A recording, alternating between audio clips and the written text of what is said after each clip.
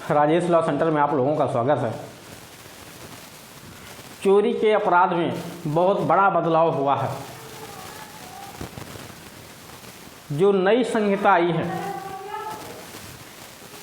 भारतीय न्याय संहिता 2023, इसकी धारा 303, जो पहले आईपीसी की धारा, इंडियन पैनल कोड, जिसको हिंदी में भारतीय दंड संहिता कहते थे, 1860 की, उसकी धारा 378 एवं 379 के स्थान पर धारा 303 रख दी गई है।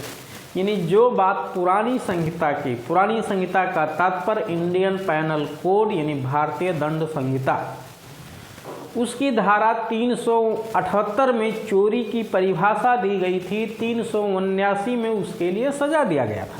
यद्यपि परिभाषा 378 में चोरी के लिए सजाएं 4 धारा में लिखी हुई थी, 79, 380, 381, 382 में। यानी अलग अलग प्रकार से चोरी करने पे अलग अलग धाराओं में व्यक्ति को दंडित किया जाता है। अगर सिंपल चोरी करता है तो 379, घर में घुस के चोरी किया 380, लोक सेवक की हैसियत से चोरी करता है अपने मालिक के यहाँ तो 381, और मृत्यु, उपहति या सदोष अवरोध कारित करने की तैयारी के साथ चोरी करता है तो 382 का मुकदमा बनता था। अब चोरी में तो बहुत बड़ा बदलाव किया गया है, लेकिन मैं जिस टॉपिक को पढ़ाने जा रहा हूँ वह धारा 303 की उपधारा 2 यानी 379 के लिए 303 की उपधारा 1 बनाई गई है। परिभाषा जो 378 में था वो भी 303 में रख दिया गया है, और 303 की उपधारा 2 में एक बदलाव करके नई बात जोड़ी गई है, जिसमें क्या कहा गया है कि यदि कोई व्यक्ति चोरी करता है और चुराई गई संपत्ति की मूल्य 5000 रुपये से कम है, या वो 4000 का चोरी के लिए पैसे ही चुरा लिया है, या कोई भी सामान चुराया है जिसकी कीमत 5000 रुपये से कम है, 5000 नहीं होना चाहिए उससे, चाहे 1 ही रुपया क्यों ना कम हो। ऐसी स्थिति में अगर वो व्यक्ति उस 5000 रुपये की संपत्ति को वापस कर देता है जिसका है उस व्यक्ति को, या उतने की कीमत वापस कर देता है, या तो वो संपत्ति या कीमत उतने की, तो ऐसे व्यक्ति को जेल नहीं जाना पड़ेगा।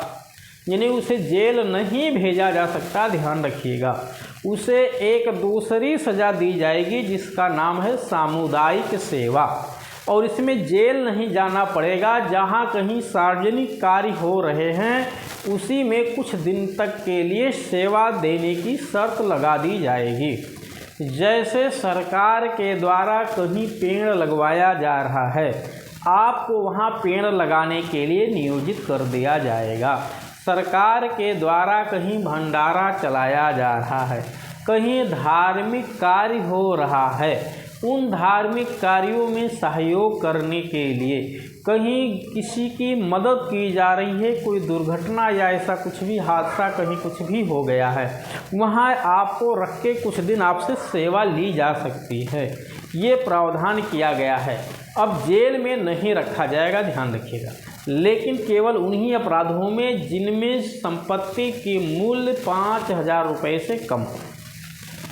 और इस अपराध में FIR भी नहीं लॉज होगी, क्योंकि इसको आसंज्ञेय बनाया गया है, संज्ञेय नहीं। तो यहाँ मैं संज्ञेय लिखा हूँ, लेकिन संज्ञेय नहीं, आसंज्ञेय बनाया गया है, यानी उस संज्ञेय अपराध नहीं रह गया है। और साथ ही साथ ये बेलेबल हो गया है, यानी ऐसे व्यक्ति को तत्काल जमानत पर छोड़ दिया जाएगा, उसे जेल नहीं भेजा जाएगा।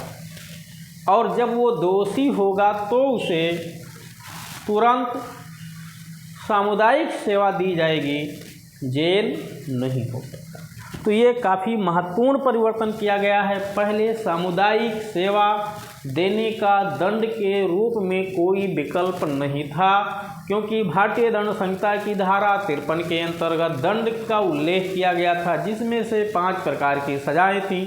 उन 5 प्रकार में सबसे कठोर सजा थी मृत्युदंड, दूसरा आजीवन कारावास, तीसरा कारावास जो 2 प्रकार का था, कठोर या सादा, उसके बाद संपत्ति का संपहरण, जिसको फॉरफीचर ऑफ द प्रॉपर्टी कहते हैं, यानी संपत्ति को जब्त करना, और एक थी संपत्ति पे जुर्माना लगाना, यानी जुर्माना सांपत्तिक दायित्व होता है। उसी में एक और बढ़ा दिया गया है जिसका नाम रखा गया सामुदायिक सेवा। तो वो सामुदायिक सेवा यहाँ ले करके आपको छोड़ दिया जाएगा।